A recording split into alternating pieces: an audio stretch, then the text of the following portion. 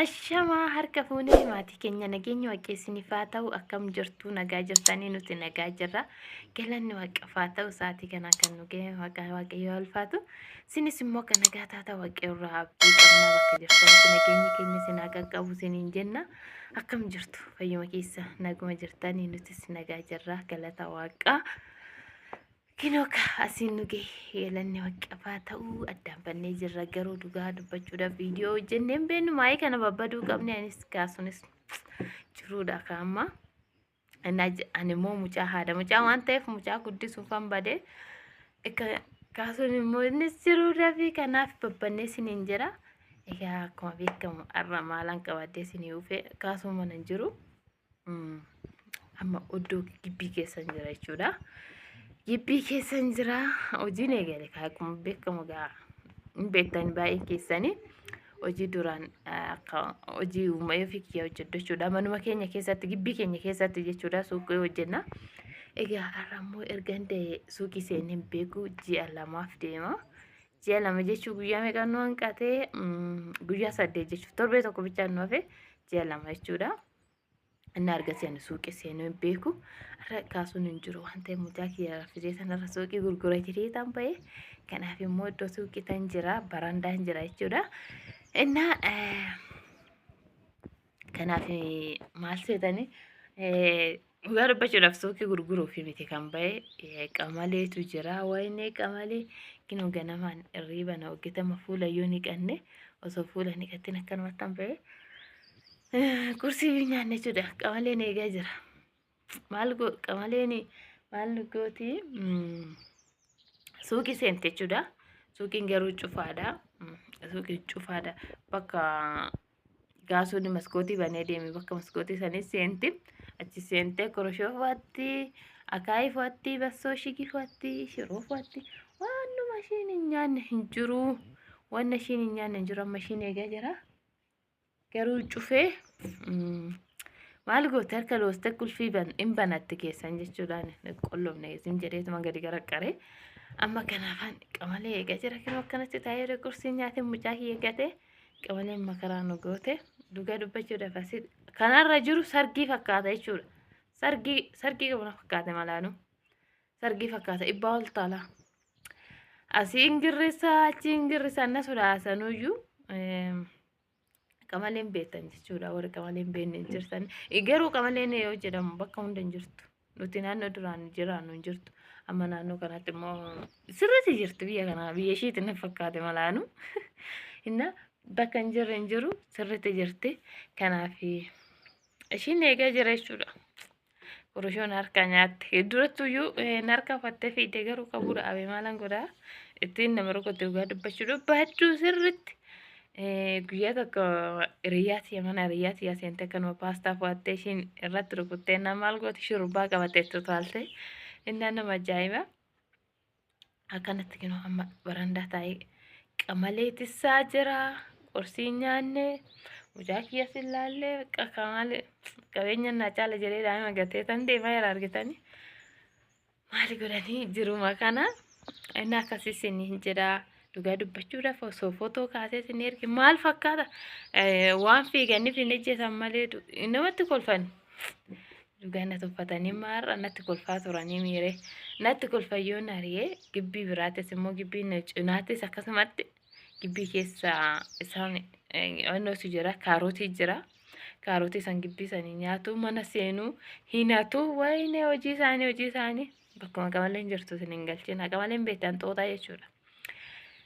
Bakkuma ishiin jirtu safaruma ishiin jirtu waan nama hin galchine dhugaa dubbachuudhaaf ginuma ishiillee waaqumatu uume miti wayinii balleessan isheen dhugaa dubbachuudhaaf bakka ammaan xiqquma banaa arginaan ol seentee haadha ishii jissitee ba'uu waqqa.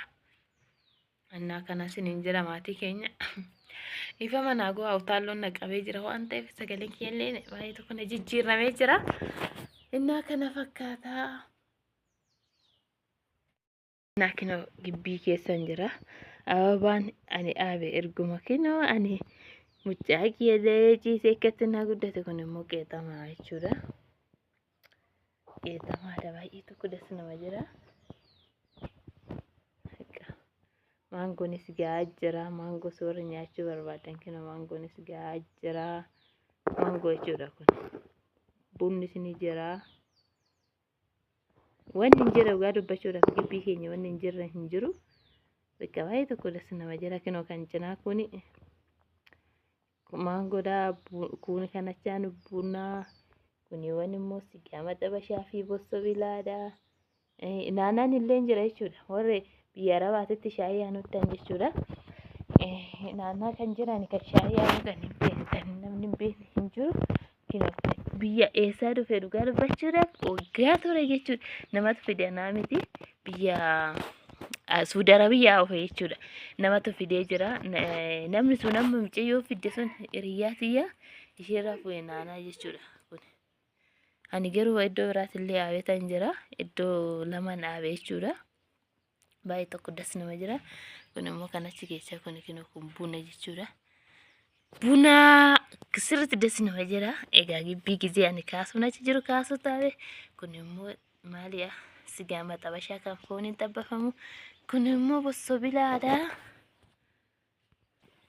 Innaa akkasii kunillee sigaa maxabashaadha.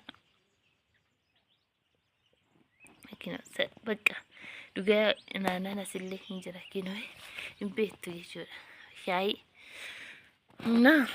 wanni hin jira gibbii keenya dhugaa dubbachuudhaaf hin jiru. Ababaan ayyaanataa hin jira jechuudha. Akkasii qamalee gabbayee sana argee anuyyuu gibbiitti gabbayee ilaalee hin beeku. Akkuma beekamu manuma keessa mucaa kee wajjin rafaa oolla. Mucaa kee wajjin rafaa oolla waan ta'eef nuti kaasuma kan hojjetu suuqillee ergasii gosoonni keenya irra caalli cufaa oola. Keessumaa waan tuftuuf kaasuunis manan taa'u akkasumas hojii waan deemuufi manan taa'u kaasuu yeroo baay'ee kun immoo qeexamaa jechuudha. Qeexamaan beektanii mire qeexamaa kanaaf amu garuu akkam ta'e daraaree jira jechuudha. Hin daraare jechuudha. Kanaaf amu sanii lachuuyyuu isa jechuudha.